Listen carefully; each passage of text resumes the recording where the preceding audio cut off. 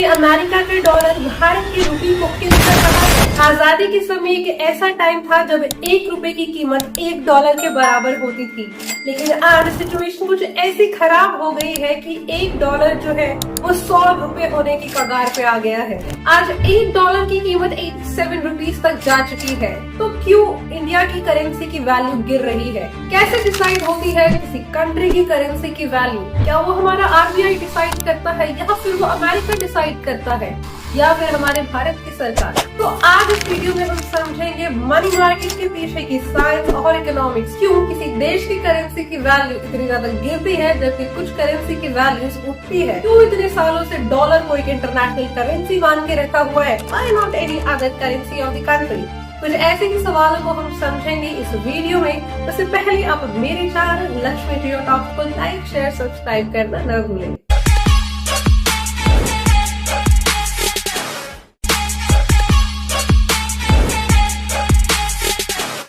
Decide कर रहा है रुपए की वैल्यू या किसी देश के करेंसी की वैल्यू?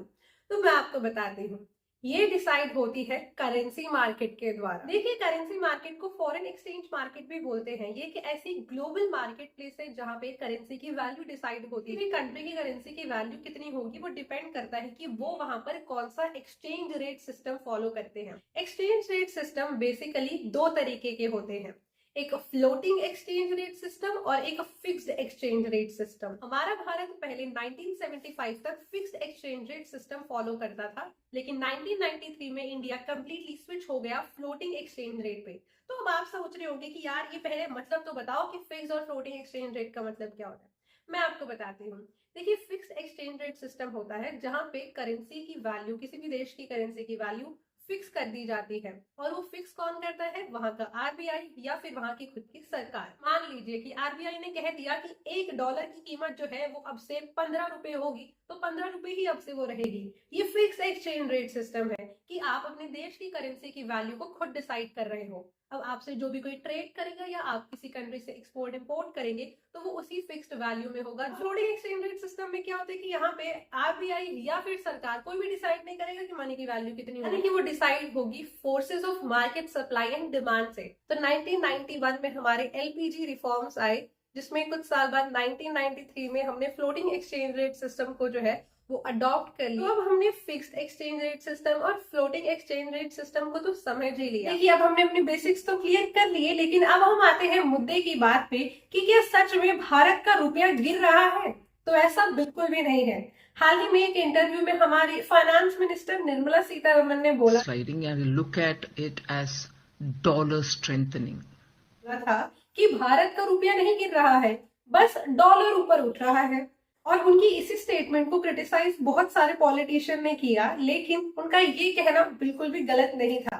दरअसल हमारी जो रुपये की वैल्यू है वो साल 2023 से लेके 2025 तक बहुत ही ज्यादा डिप्रिसिएट हुई है। हमारा रुपया 70 रुपए था डॉलर के मुकाबले, लेकिन अब उसकी वैल्यू जो है वो इतनी ज्यादा गिर गई है कि वो 86 रुपीज पहुंच। सबके पीछे का जिम्मेदार है डॉलर। इनफैक्ट ऐसी कई सारी कंट्रीज की करेंसी जो है वो भी डिप्रिसिएट की है, इवन रुपीज। लेकिन ऐसे कई सारे देश, फॉर एग्जांपल चाइनीज युआन, तो इंडिया से भी ज्यादा जो है उनकी करेंसी डिप्रिशिएट की है डॉलर के मुकाबले में। तो देखिए, ऐसा इसलिए हुआ क्योंकि साल 2022 और 23 में यूएसए में बहुत ही ज्यादा इन्फ्लेशन आ गई थी। इन्फ्लेशन का मतलब होता है महंगाई। सिंपली महंगाई तब होती है जब डिमांड बढ़ती है, यानी कि लोगों की जेब में पैसा ज्यादा है, इसीलिए डिमांड बढ़ रही है और उससे जो है वो इन्फ्लेशन भी बढ़ रही है। मार्केट में डिमांड बढ़ती है तो सप्लायर प्राइसेस को हाई कर देते हैं, जिससे उन्हें ज्यादा प्रॉफिट्स मिले। तो यही जो है वो यूएसए में भी हुआ। तो इसका सॉल्यूशन वहां के फेडरल रिजर्व बैंक ने निकाला कि हम जो है वो इंटरेस्ट रेट्स ना बढ़ा देते हैं। इंटरेस्ट रेट बढ़ने की वजह से लोन लेना जो है वो और ज्यादा महंगा हो जाएगा, इसीलिए लोग जो है वो कम लोन लेंगे। एंड इसी चीज को एज अपॉर्चुनिटी लेते हुए कई सारे फॉरेन इन्वेस्टर्स जो है वो सीधा यूएसए में आ गए और उन्होंने यूएसए में काफी सारी जो फॉरेन इन्वेस्टमेंट है वो करना शुरू कर दिया। जैसे कि यूएसए का फॉरेन डायरेक्ट इन्वेस्टमेंट बहुत बढ़ गया और साथ ही साथ हम जैसे देशों का जो फॉरेन डायरेक्ट इन्वेस्टमेंट है वो उतना ही ज्यादा कम हो गया। अब इन्वेस्टमेंट बढ़ जाने की वजह से जो है वो डॉलर की कीमत और ज्यादा उछाल मारने लग गई।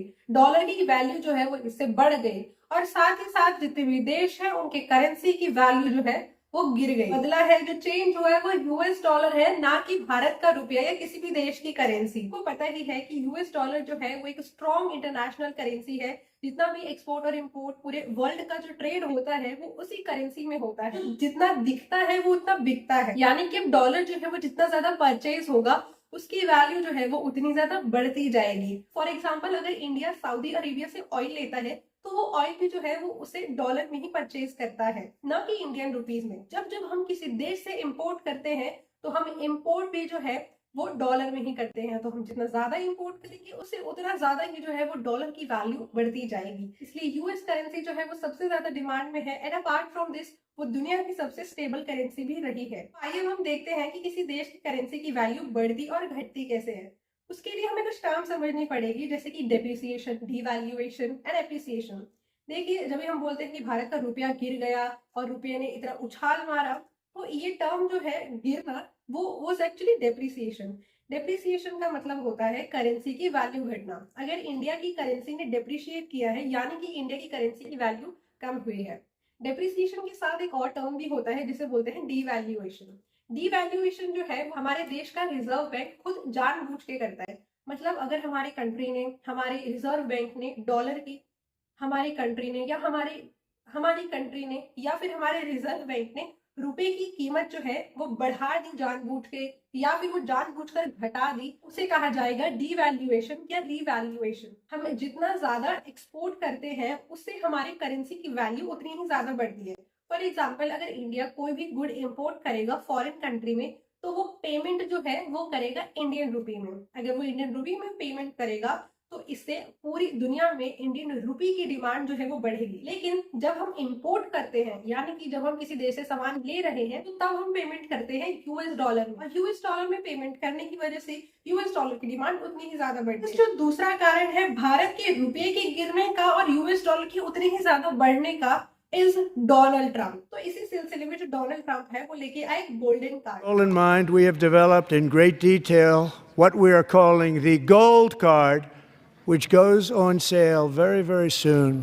For $5 million, we will allow the most successful job-creating people from all over the world to buy a path to U.S. citizenship. It's like the green card, but better and more sophisticated. Basically golden card क्या है कि आप $5 million US dollar हमको दो, USA को दो और USA की सिटीजनशिप ले लो। जी हाँ, और उसके लिए आप एक बहुत ही ज्यादा काबिल इंसान होने चाहिए, आप में एक पोटेंशियल होना चाहिए कि आप यहाँ पे एक अच्छा बिजनेस खड़ा करें, आप यहाँ के लोगों को एम्प्लॉयमेंट दें। तो इसे सरासर दिख रहा है कि जो लोग हैं वो अब इस गोल्डन कार्ड की तरफ जो है वो बहुत ज्यादा आकर्षित होंगे। वैसे ही इंडिया में ब्रेन ड्रेन की सिचुएशन इतनी ज्यादा है, यूएसए ऑलरेडी लोगों को जो है वो इतनी ज्यादा एम्प्लॉयमेंट अपॉर्चुनिटीज दे रहा है, लोग अपने प्लेसमेंट्स के लिए, अपने फ्यूचर के लिए यूएसए के पास जा रहे हैं, और डोनाल्ड ट्रंप का ये गोल्डन कार्ड जो है वो अब उनको और ज्यादा इसकी तरफ जो है वो अट्रैक्ट करेगा। अब डोनाल्ड ट्रंप के गोल्डन कार्ड से वहां पे सीधा सीधा जो है वो डायरेक्ट इन्वेस्टमेंट्स बढ़ेंगी, डायरेक्ट इन्वेस्टमेंट बढ़ेंगी, तो इससे जो यूएस डॉलर की डिमांड है वो और ज्यादा बढ़ेगी, एंड इसकी डिमांड और ज्यादा बढ़ने की वजह से अगेन यूएस डॉलर उतना ही उठता जाएगा, उतना ही ज्यादा गिरता जाएगा।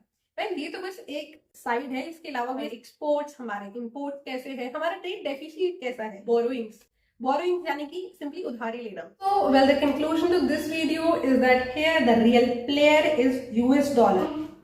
well, अब इस मनी मार्केट की गेम से, इस डिमांड एंड सप्लाई के चंगुल से हमारा रुपया निकल पाता है या नहीं, वो देखते हैं आगे। उससे पहले आप मेरे चैनल लक्ष्मी जियो टॉक्स को लाइक शेयर सब्सक्राइब करना ना भूलें। More such videos, do like share subscribe. Bye bye.